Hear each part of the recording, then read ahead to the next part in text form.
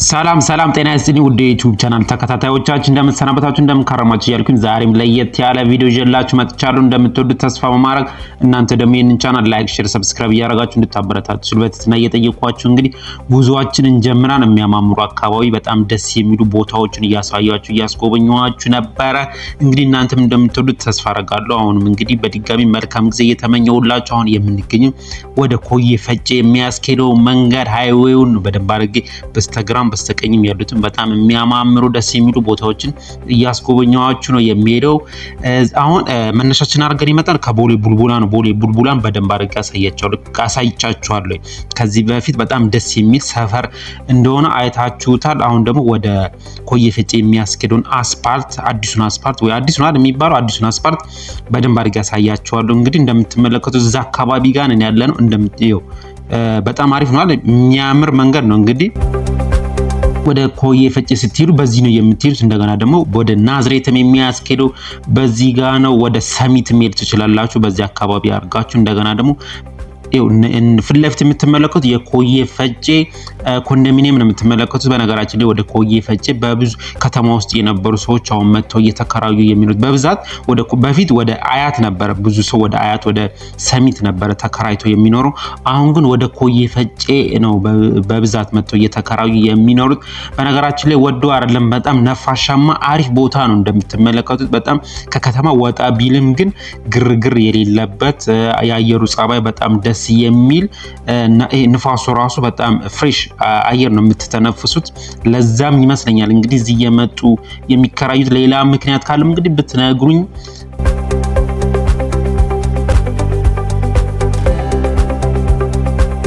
በጣም የሚያማምሩ በጣም ደስ የሚሉ ቦታዎች ናቸው። እንግዲህ ፊት ለፊት ስንወጣ ኮዬ ፈጬን በደንብ አድርጌ አሳያችኋለሁ። ወደ ናዝሬት የሚያስኬደውን አስፓልትንም አሳያችኋለሁ፣ አስጎበኛችኋለሁ። እስከ ሰሚት ወደዛ አካባቢ ወደ ጎሮ አካባቢ ምን እንደሚመስል በደንብ አድርጌ ነው እያሳያችሁ እያስጎበኛችሁ የሚሄደው። እንግዲህ ተመልከቱት። እንግዲህ ፊት ለፊት አሁን ያለንበት ቦታ ኮዬ ፈጬ የሚባለው ሰፈር ወይም ደግሞ አካባቢ ነው የምንመለከተው። ኮንዶሚኒየም በጣም ብዙ ነው አይደል እንደምትመለከቱት። በነገራችን ላይ ግን ቦሌ ቡልቡላን ባለፈው እንደነገርኳችሁ እንደዚህ አልገመትኩትም ነበር። የቦሌ ቡልቡላን ነው የምላችሁ።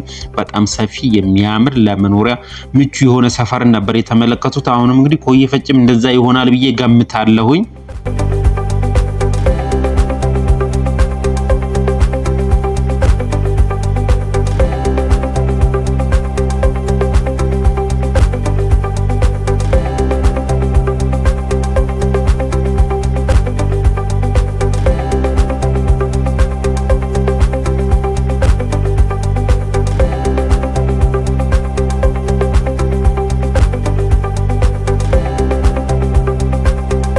ስትመለከቱት እንግዲህ ሃይዌይ ነው አይደል የሚመስለው።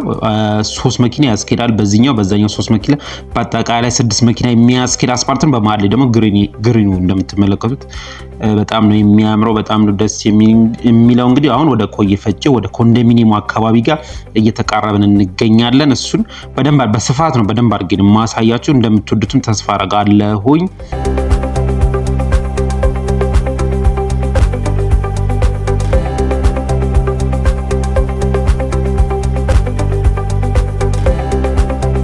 እዚህ ጋር እንግዲህ ታክሲ ማራገፊያ ቦታ ነው። እንግዲህ ታክሲዎች ተደርድረው ስለተመለከትኩኝ ነው። እንግዲህ አሁን አደባባይ አለ።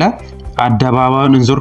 ወደ በስተቀኝ ያው ቀጥታ ወደ ናዝሬት ወደ ደብረ ዘይት ወይም ደግሞ ወደ አዋሳ ስትወጡ በዛ ጋር ነው የምትሄዱት። በቃ እኛ አደባባዩን እንዞርና እንግዲህ እንደምትመለከቱት ይህ አደባባይ እንግዲህ ኮዬ ፈጬ ወደ ኮንዶሚኒየም ነው አይደል የሚባለው ወይም ደግሞ ሰፈር ነው የሚባለው።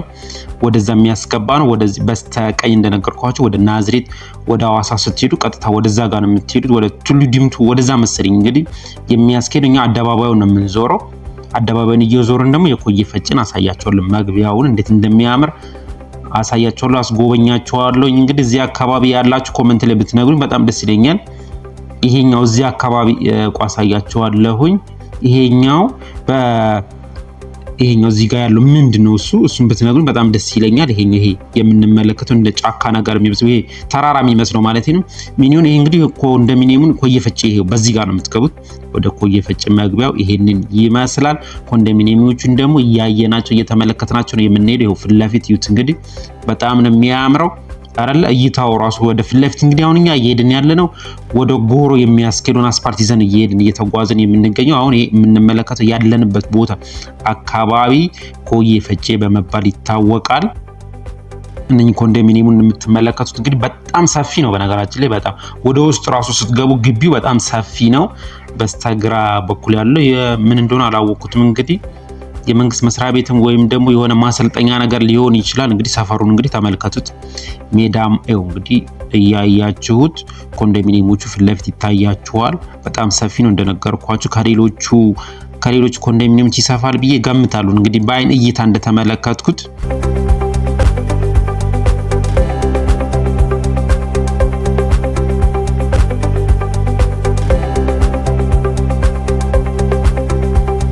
በነገራችን ላይ ይሄ ብቻ አይደለም። ወደ ውስጥ ይሄኛው እንግዲህ አስፓልት ዳር ፊት ለፊት ያለው ነው እየተመለከትን ያለነው። ከዚህ በስተጀርባ እንደገና ደግሞ በጣም ብዙና ሰፊ የሚያማምሩ ውስጥ አሉ። ሌላ ጊዜ እንግዲህ ውስጡን ገብቼ በደንብ አድርጌ አሳያችኋለሁ፣ አስጎበኛችኋለሁኝ። ውስጡ ምን እንደሚመስል ኮዬ ፈጬ ኮንዶሚኒየሙ ምን እንደሚመስል በደንብ አድርጌ ነው የማስጎበኛችሁ። ለዛሬ ግን ከላይ ዝም ብዬ እንግዲህ ያሳየኋችሁ እሄዳለሁኝ ማለት ነው።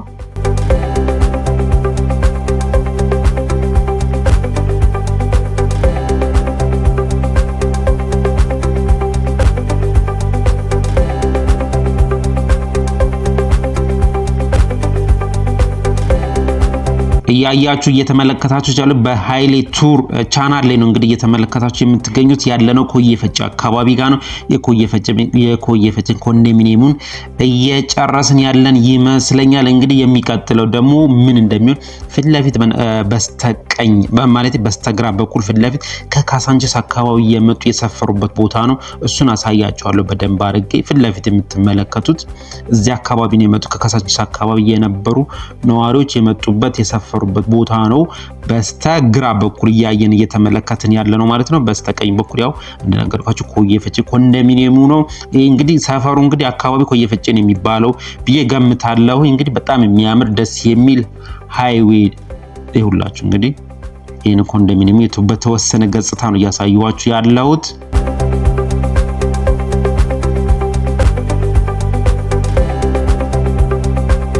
ፊት ለፊት እንግዲህ እንደነገርኳችሁ ከካሳንቺስ አካባቢ የመጡት ናቸው። እንግዲህ የሚኖሩት ትምህርት ቤት አለው ብለውኛል። መኖሪያ ቤቶችም አሉ። ለህፃናት እንደ መዋለ ህፃናት ነገርም አለው ብለውኛል። እንግዲህ ስጠይቃቸው እንደነገሩኝ ነው የምነግራችሁ።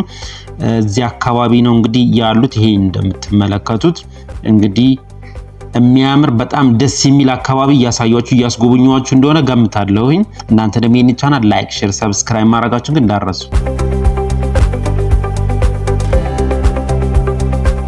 በጣም ደስ የሚሉ ኮንዶሚኒየሞች ናቸው መኖሪያ ቤቶችን እየተመለከትን ያለን። ሰው ይግባበት አይግባበት ግን አያስታውቅም አይደለ? እንደምትመለከቱት ይሄኛው እንግዲህ ሜዳ ነው እያየን ያለ ነው። ለእርሻ አገልግሎት የሚውል አይመስለኝም።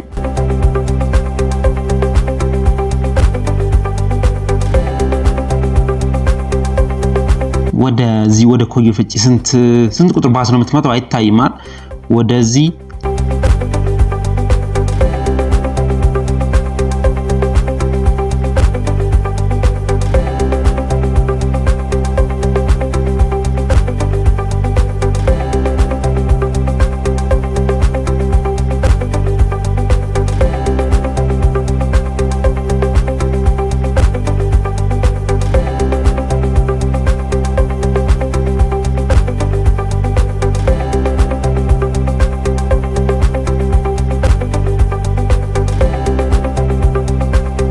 አሁን እንግዲህ አደባባዩን እንዞርና እኛ ፊት ለፊት ወደ ጎሮ ነው የምንሄደው። እንደነገርኳችሁ ወደዛ አካባቢ ጋር ፊት ለፊታችን አድርገን ሄደን እንግዲህ ኮዬ ፈጬን የጨረስነው ይመስለኛል። እስከዚህ ድረስ ይመስለኛል እንግዲህ ኮዬ ፈጬ ተብሎ የሚጠራው። ካልሆነም ትነግሩኛላችሁ እንዳስተካከለው። እንግዲህ አሁን ቀጥታ ወደ ጎሮ አካባቢ እያደረግን ሄዳን። ወደዛ አካባቢ ደግሞ ምን እንደሚመስል እያሳየኋችሁ እያስጎበኛችሁ ሄዳሉ። በጣም የሚያምር በነገራችን ላይ ወጣ ያለ አካባቢ ጋር በጣም ነው የሚያምረው። ሜዳው ራሱ ከፊት ለፊት እንግዲህ ተራራውን እየተመለከታችሁት ነው ብዬ ገምታለሁ።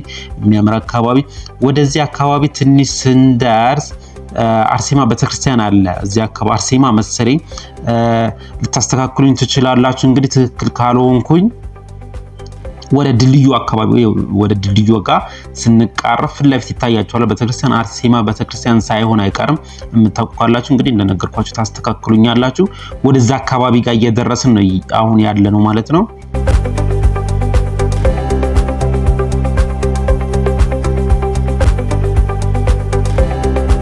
እንግዲህ ከቦሌ ቡልቡላ ድረስ እስከዚህ ድረስ እያሳዩዋችሁ እያስጎበኛችሁ የመጣው ይመስለኛል። እናንተ ደግሞ ይህንን ቻናል ላይክ፣ ሼር፣ ሰብስክራይብ እያደረጋችሁ እንድታበረታቱ ስል በትህትና እየጠየቃችሁ በሌላ ቪዲዮ እስከምንገናኝ ድረስ መልካም ጊዜ እመኝላችኋለሁ።